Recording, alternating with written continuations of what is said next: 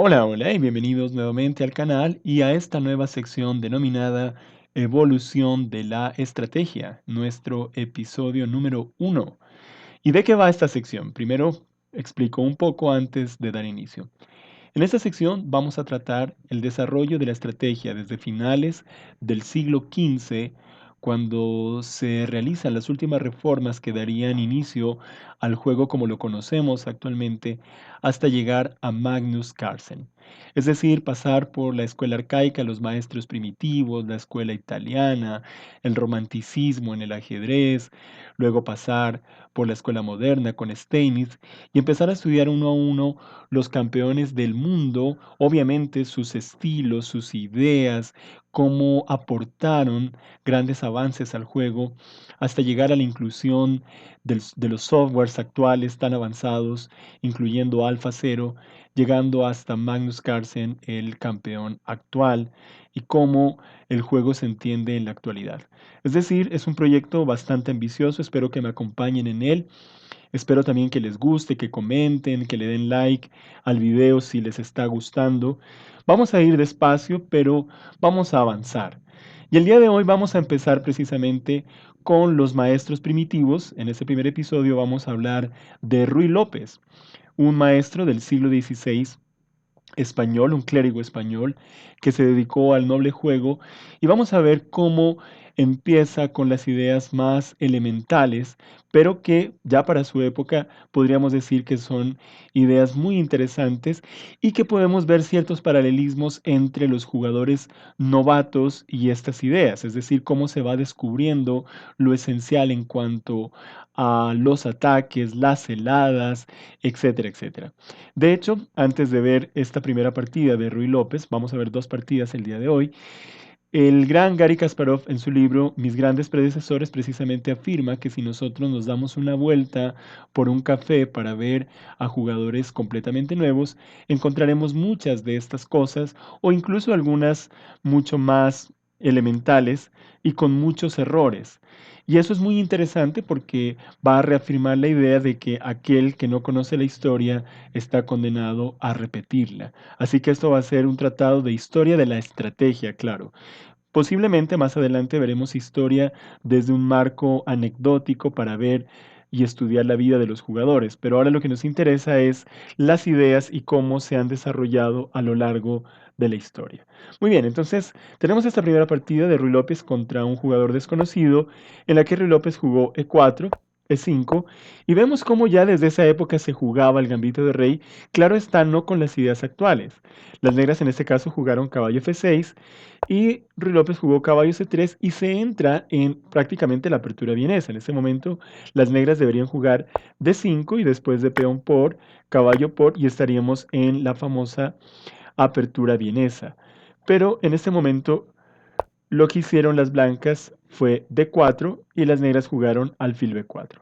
Una jugada totalmente correcta que pretende capturar el peón D4 porque el caballo queda clavado, ante lo cual las blancas jugaron alfil D3 y las negras insisten en la intención de capturar el peón D4. Entonces las blancas lo defienden, vino la jugada caballo C6 atacando el peón de D4, caballo F3. Vemos que es un juego bastante correcto para la época, pero aquí ya empiezan a extraviarse en esta posición jugando G5. Esta jugada definitivamente ya no es buena. Vino D5, caballo 5, caballo por G5, caballo por, una jugada interesante para la época porque gana un peón o recupera un peón y en este caso va a capturar el caballo de G5.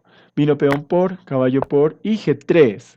G3 para capturar la dama que está en G5 con el alfil de C1. A lo cual vino rey de 8, alfil por, caballo por primero con jaque, dama por, vino este jaque y rey de 2. Dama G6, ante lo cual torre a E1, y vemos cómo el desarrollo de las blancas es totalmente superior, cómo estas piezas están plenamente encerradas, es decir, no están jugando, y el rey quedó en una casilla bastante mala por ahora. Vino primero este cambio, vimos que Ruy López en este caso cambia con la pieza correcta, no toma con el peón, vino alfil aquí y una jugada bastante elemental. En este caso, es necesario capturar con la torre, porque si captura con el rey, vamos a verlo, rey por, vendría simplemente jaque. Si viene a rey a D8, vendría alfil G5 y luego alfil por F6 con mate. Y si viene a F8, también vendría alfil H6 y luego torre por E8 con mate. Así que en este caso es obligatorio capturar con la torre, ante lo cual viene la clavada, el cambio y después de este jaque las negras se rindieron porque están en una pésima situación con las piezas encerradas, aparte del material de ventaja que tienen las blancas. Vemos cómo ya para la época esta partida es bastante interesante y es una partida incluso mucho más correcta que muchas de las partidas de los jugadores nuevos, de la cual podemos aprender varias ideas.